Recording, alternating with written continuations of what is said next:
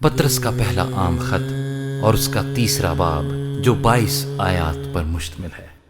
اے بیویو، تم بھی اپنے اپنے شوہر کے تابع رہو، اس لیے کہ اگر بعض ان میں سے کلام کو نہ مانتے ہوں تو بھی تمہارے پاکیزہ چال چلن اور خوف کو دیکھ کر بغیر کلام کے اپنی اپنی بیوی کے چال چلن سے خدا کی طرف کھینچ جائیں، اور تمہارا سنگار ظاہری نہ ہو، یعنی سر گوندنا اور سونے کے زیور اور طرح طرح کے کپڑے پہننا،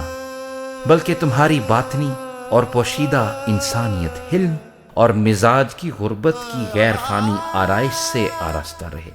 کیونکہ خدا کے نزدیک اس کی بڑی قدر ہے۔ اور اگلے زمانے میں بھی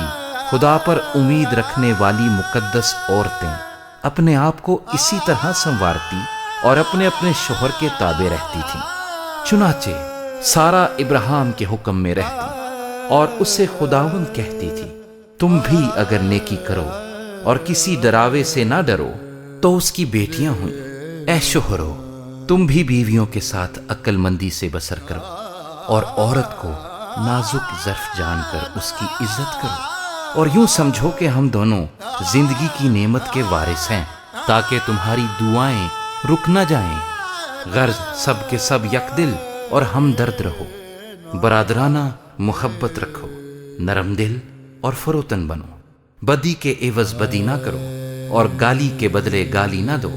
بلکہ اس کے برعکس برکت چاہو، کیونکہ تم برکت کے وارث ہونے کے لیے بلائے گئے ہو۔ چنانچہ جو کوئی زندگی سے خوش ہونا اور اچھے دن دیکھنا چاہے، وہ زبان کو بدی سے اور ہونٹوں کو مکر کی بات کہنے سے باز رکھے، بدی سے کنارہ کرے اور نیکی کو عمل میں لائے، صلح کا طالب ہو اور اس کی کوشش میں رہے، کیونکہ خداوند کی نظر راست بازوں کی طرف ہے اور اس کے کان ان کی دعا پر لگے ہیں، مگر بدکار خداوند کی نگاہ میں ہیں۔ اگر تم نیکی کرنے میں سرگرم ہو تو تم سے بدی کرنے والا کون ہے؟ اور اگر راست بازی کی خاطر دکھ سہو بھی تو تم مبارک ہو۔ نہ ان کے ڈرانے سے ڈرو اور نہ گھبراؤ، بلکہ مسیح کو خداوند جان کر اپنے دلوں میں مقدس سمجھو، اور جو کوئی تم سے تمہاری امید کی وجہ دریافت کرے اس کو جواب دینے کے لیے ہر وقت مستعد رہو، مگر حلم اور خوف کے ساتھ، اور نیت بھی نیک رکھو، تاکہ جن باتوں میں تمہاری بدگوئی ہوتی ہے انہی میں وہ لوگ شرمندہ ہوں جو تمہارے مسیحی نیک چال چلن پر لان تان کرتے ہیں۔ کیونکہ اگر خدا کی یہی مرضی ہو کہ تم نیکی کرنے کے سبب سے دکھ اٹھاؤ تو یہ بدی کرنے کے سبب سے دکھ اٹھانے سے بہتر ہے، اس لیے کہ مسیح نے بھی، یعنی راست باز نے ناراستوں کے لیے گناہوں کے باعث ایک بار دکھ اٹھایا تاکہ ہم کو خدا کے پاس پہنچائے۔